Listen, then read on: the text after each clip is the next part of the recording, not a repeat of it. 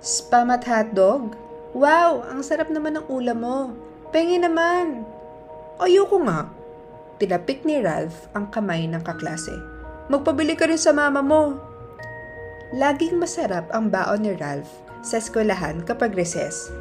Araw-araw, inaabangan ng kanyang mga kaklase kung anong ulam ang padala sa kanya ng nanay niya. Sausage, meatloaf, longganisa, corned beef.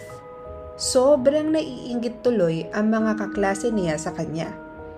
Pag-uwi ng bahay ngayong araw, ibinagsak niya lang ang bag saka lumabas para maglaro.